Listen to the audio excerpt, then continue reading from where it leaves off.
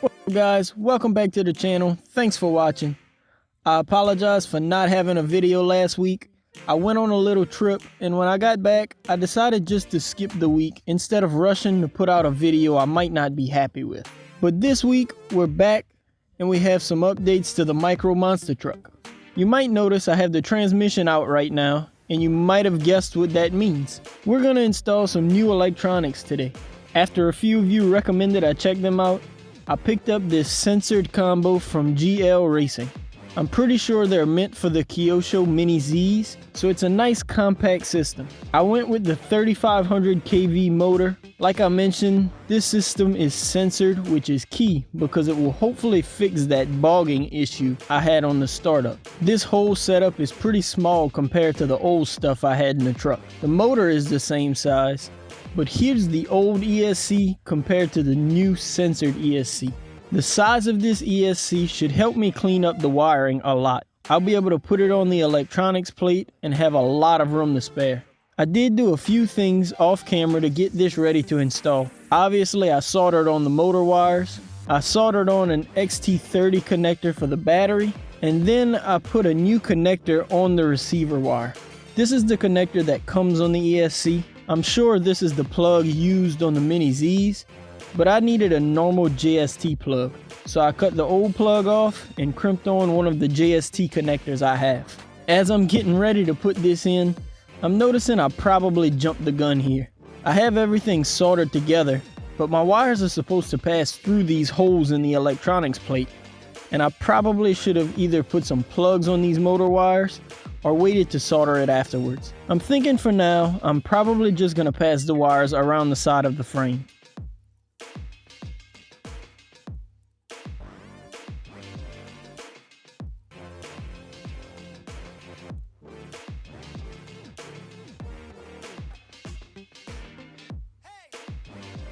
Just because of how fragile these sensor wires are, I think I'll unplug it and put a little heat shrink on it to make sure it's protected. So I'm sorry I didn't get any better video of installing everything on the electronics tray. It was a little tighter than I originally thought to get the receiver in there as well, but I think I got it all now. I'm just plugging up the servos and the ESC into the receiver. Before we test anything out, we have one more thing to go over. And to do that, we'll have to take off a couple of these cross braces. Those have to come out to mount some body mounts. I made these mounts pretty quickly in Fusion 360 and printed them up to install. They have multiple mounting locations for whatever body you might want to use. They'll screw directly to the chassis and use a piece of Velcro on top and on the underside of the body to mount the body to the truck. Now all we need is a little Velcro and we can start testing. I'll charge up some lipos and we'll see how the new electronics perform.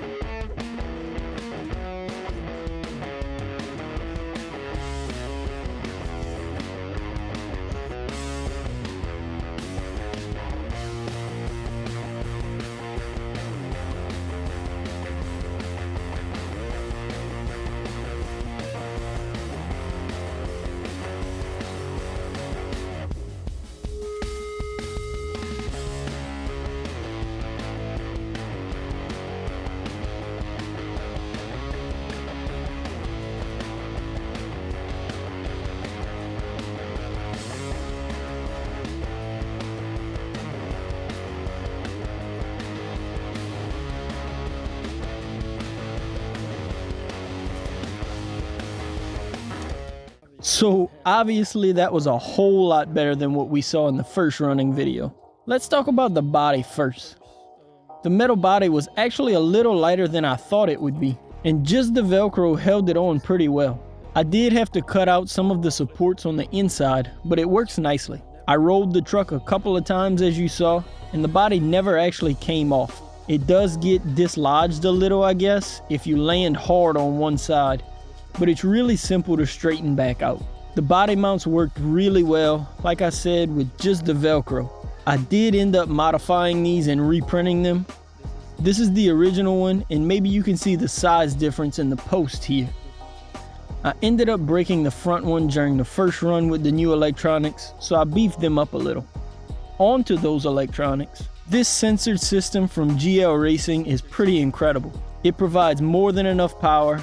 I didn't have the bogging issue anymore, and the speed was pretty much perfect.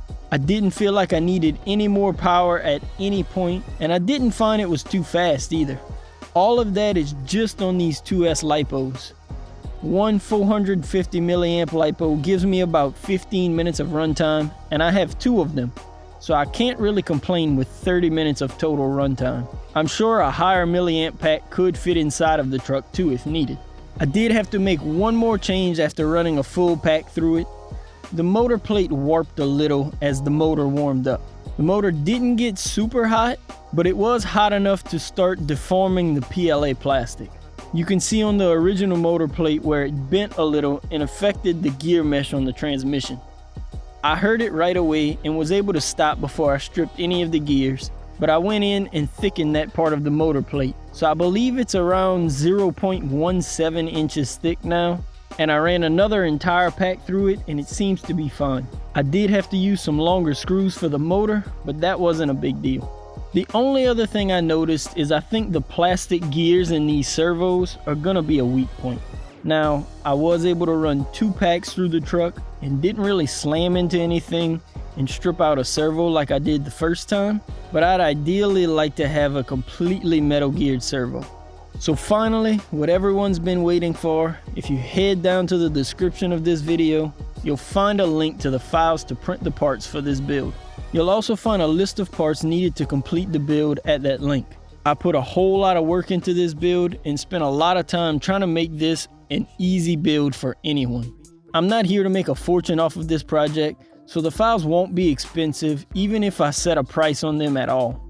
At the time of filming this, I haven't decided yet, but if you do want to support the channel, there will be an option to pay a few bucks for the files. I'm really just wanting to see other people build and enjoy these trucks, and I think it'll be awesome to see them out in the community.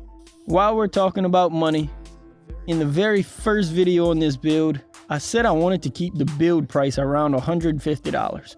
And honestly, that just wasn't really realistic.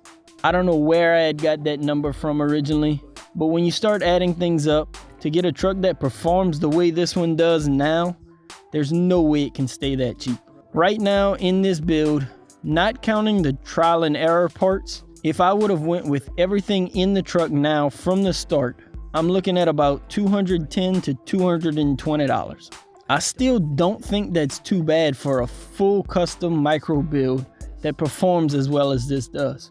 The HBX Devastator was about 89 bucks. I picked up the servos and batteries for I think 15. The motor and ESC is now the most expensive part.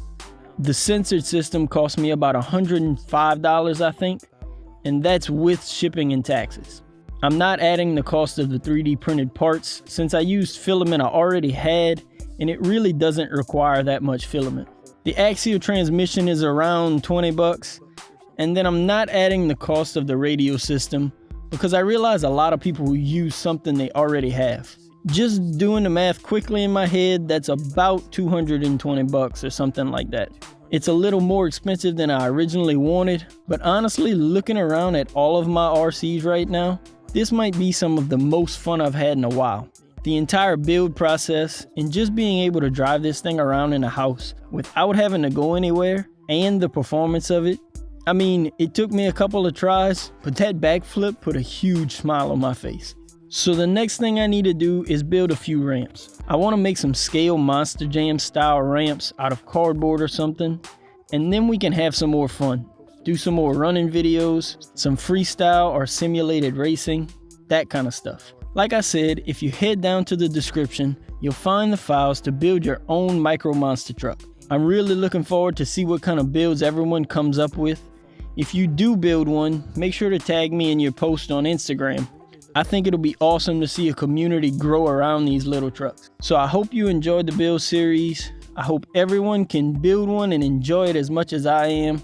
If you did enjoy, make sure to leave a like on the video. It helps out the channel a lot. Subscribe if you aren't already.